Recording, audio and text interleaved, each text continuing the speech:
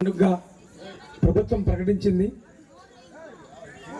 రాష్ట్రంలో రాష్ట్ర పండుగ కర్నూలు జిల్లాలో మరి చాలా బాగా ఘనంగా ప్రభుత్వం నిర్వహించినటువంటిది. అందులో భాగంగా పల్నాడు జిల్లా నర్సరావుపేట హెడ్ క్వార్టర్లో జిల్లా కలెక్టర్ గారి కార్యాలయంలో ఈరోజు జరిగింది. ఉదయాన్నే పిడుగురాళ్ళ నుంచి మేము కొంతమంది వెళ్ళడం జరిగింది.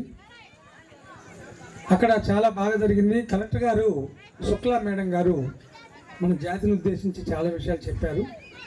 డిఆర్ఓ మురళి గారు, అక్కడ శాసనసభ్యులు నర్సరావుపేట శాసనసభ్యులు చెదలవాడ అరవింద్ బాబు డాక్టర్ గారు, ఆయన కూడా మన జాతిని ఉద్దేశించి చాలా విషయాలు మాట్లాడారు.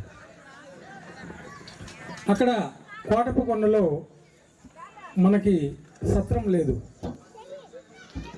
అన్ని కులాలకి దాదాపుగా సత్రాలు ఉన్నాయి. అక్కడ మన వాళ్ళకి సౌకర్యం కోసం వాల్మీకి సత్రం కూడా కావాలని, సత్రానికి కొంత స్థలం కేటాయించాలని చెప్పేసి మనం మేడం గారికి వినతి పత్రం ఇవ్వడం జరిగింది. వెంటనే ఆమె కూడా ఖచ్చితంగా నేను స్థలం కేటాయిస్తాను, మరో సందర్భంలో మీరు రండి అని చెప్పేసి మేడం గారు చెప్పడం జరిగింది. ఎమ్మెల్యే గారు కూడా మనకి పూర్తి స్థాయిలో సహకరిస్తానని చెప్పారు. అంటే మనం ఒక 10 సెంట్లు కానీ అట్లా మనం స్థలం తీసుకోగలిగితే మనందరి సహకారంతో మనం అక్కడ సత్రాన్ని కట్టించుకోవచ్చు. కాబట్టి దాని విషయంలో ఈరోజు మాట్లాడడం జరిగింది. తర్వాత నాకు ఈ పల్నాడు ప్రాంతం నుంచి నేను దాదాపుగా 25 సంవత్సరాలుగా వాల్మీకి బోయలను ఎస్టీలుగా చేర్చాలని గ్రామ గ్రామాన్ని తిరిగి వాల్మీకి బోయలను చైతన్యవంతులు చేస్తూ అనేక పోరాటాలు చేసినటువంటి చరిత్ర.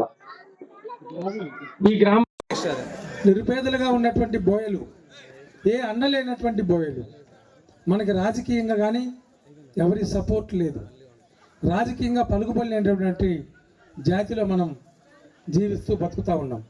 నిరుపేదలుగా శ్రమ చేస్తేనే మనం జీవితం గడిపేటువంటి పరిస్థితుల్లో మనం ఉన్నాం. కాబట్టి ఏ బీసీలుగా అయితే మనల్ని చేర్చారో, మనల్ని మోసగించారో, మనకి ఎస్టీ కావాలని చెప్పేసి డిమాండ్ చేస్తూ దాదాపుగా 25 సంవత్సరాల నుంచి రాష్ట్ర వ్యాప్తంగా తిరుగుతున్నటువంటి పరిస్థితి. రాష్ట్ర వాల్మీకి బోయ జాయింట్ యాక్షన్ కమిటీ కన్వీనర్గా కూడా నాకు పదవి ఇచ్చారు. మరి మన జిల్లాలోనే కాదు, అన్ని జిల్లాల్లో తిరుగుతూ ప్రధానంగా రాయలసీమలో లక్షలాది మంది బోయలు ఉన్నారు. మన ప్రాంతంలో చాలా తక్కువ మంది మన జనాభా.